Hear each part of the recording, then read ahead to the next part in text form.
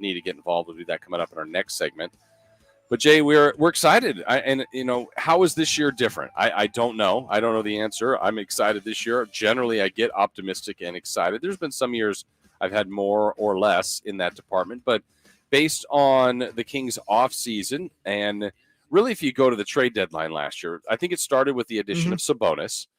And then we saw how well Fox played after that. That gives you encouragement. Those two did not play that many games together. 10, right? Yeah, which is, it looked good, but it can look even better with a full off season and those two guys really in a camp working together. A coaching change that always provides generally some excitement. The Kings have done that far too many times. Yeah, I think we're past excitement with coaching changes in Sacramento, Jason. Yeah. It needed to happen. I mean, obviously, I think that if you're looking at areas that I personally would question Monty on, I think he's done a great job. More things he's been on the right side of, but bringing back Luke Walton to start the year, I didn't have an issue with. I think firing him when they did was weird. I think you either should have done it before the season if you weren't all in on Luke, or wait for the season to end, but that's not what they chose to do. And it just made last year's season just kind of herky-jerky, and it just never really got going once they started that spiral downward. There's a couple win streaks here and there, but nothing that just got you excited for what the overall outcome could be. And that spiraled downward. And it really started to me in game 10 when they lost to Indiana, which it was just after that. Remember that was coming off that big win against Charlotte. They were 5-4. It's like, all right, this team's going to be competitive this year. And then they lose to Indiana, go to 500, and it was just a stink fest from there. And prior to the deadline, Jason, you were at those games. And I went to, I think, maybe one or two prior to the Kings trading for Sabonis. Golden One Center was a ghost town. Like, there was just no vibe to it whatsoever because that team was so bad. It wasn't that they were just losing games. They were getting blown out every night. Yeah, and it was a little bit difficult to understand because, again, we as much as this is why I got to say, how is this year different than last year? Because it's tougher to put yourself in the emotional feeling of what you thought going into the year, but I can give you the facts of going into last year.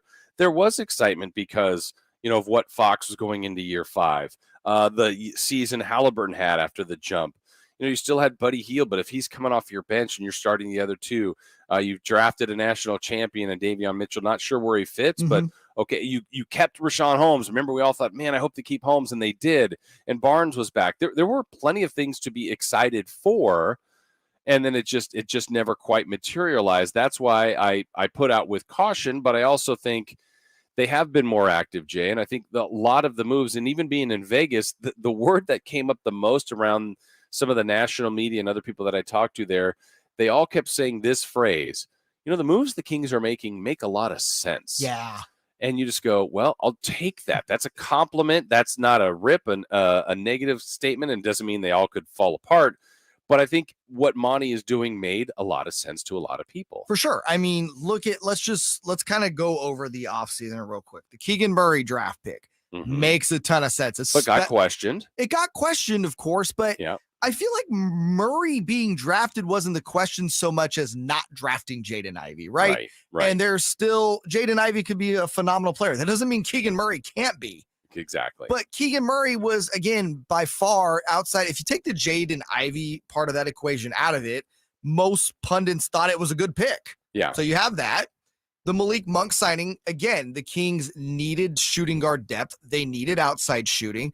This is a guy familiar playing with De'Aaron Fox, coming off of his best year last year at the Lakers.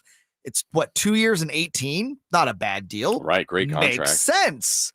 The Kevin Huerter trade. Yeah, you have to you lose a future first-round pick, but it's heavily protected, number one.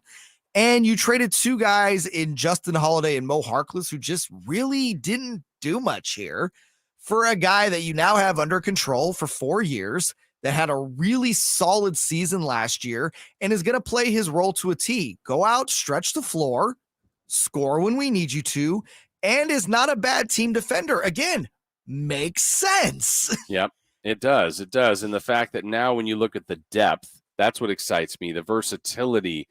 The fact that, as we talked about earlier, the Kings making a couple more additions over the weekend, but there's going to be, I would say, a couple of decent players that aren't going to play. And we'll probably be doing that on shows where the Kings will have a loss and and someone will text in or on our YouTube say, why they would have won is if they played insert player, Terrence Davis, Trey Woodard. Lyles. Right. Well, in the past, that was the problem. It was Robert Woodard. It was Kyle Guy. And no offense to those guys, but they really aren't these proven NBA guys. We're talking about, Terrence Davis was on the all-rookie team and has been good here. Maybe he doesn't play that much. Maybe it's, I'm trying to think even further down the line. Alex Len has been a professional. Right. I mean, he's not some stud starting center in the league, but I mean, he's produced when he's been asked to play, and he's likely going to be on the outside. And he's third on the depth chart right now at the center position because you have Sabonis is going to be your starting five. Yep.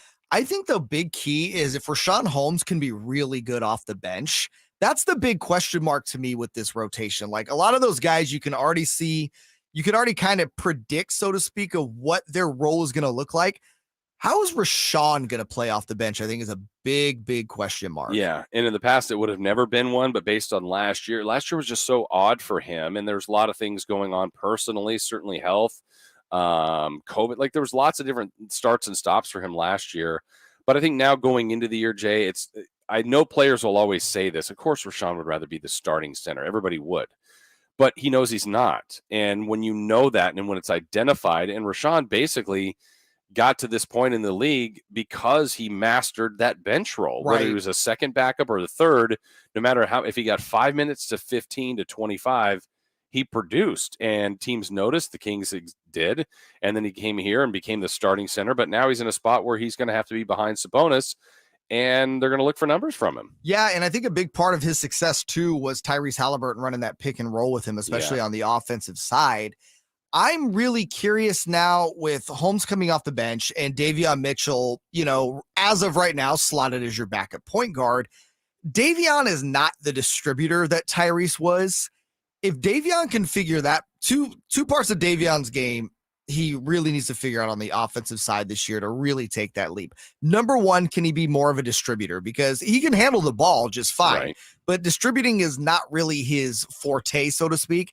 And if he can start hitting those catch and shoot threes, oh my gosh, you're talking about a potential super sub coming off the bench. Yeah.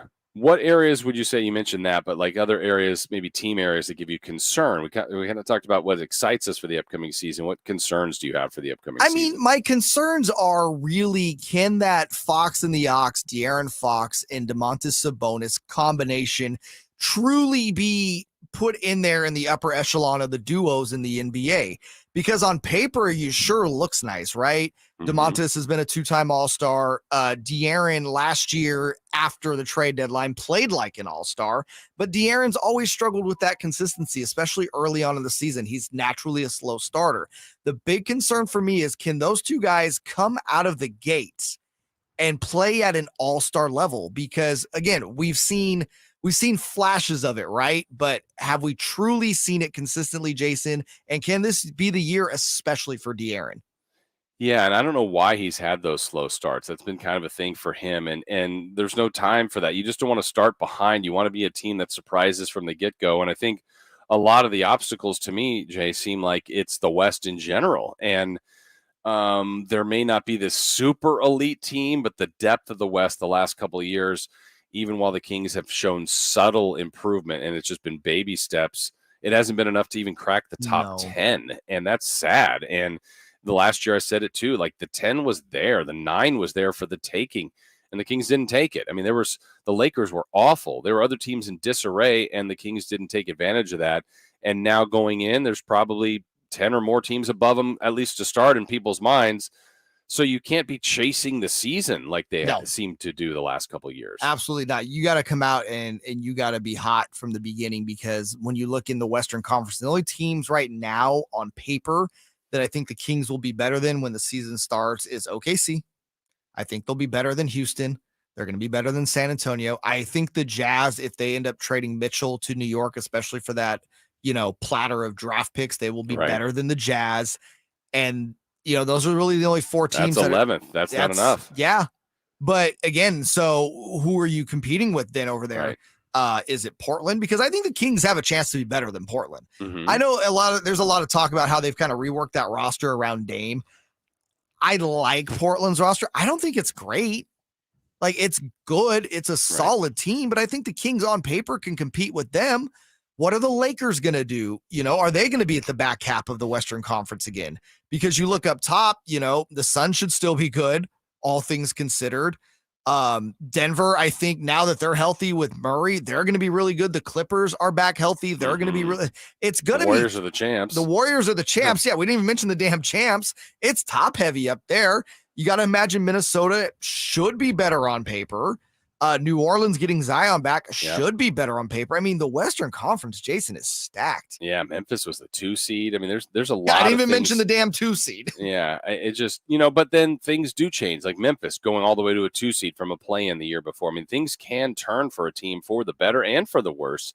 Kings haven't had for the better in forever. And but Memphis is going to be without Jaren Jackson for a while, right? Yes, yeah, for a couple months. Yeah, that's key. He's kind of, they've looked at it. I mean, they have so many quality players on the team, but they really look at if they're investing in 2 guys, it's Ja Morant and Jaren Jackson. If Jaren Jackson's missing the first couple months of the season, a team like the Kings, this is what you kind of have to, this is where you really have to, again, just stay consistent and try to win as many ball games early because teams are going to get hurt.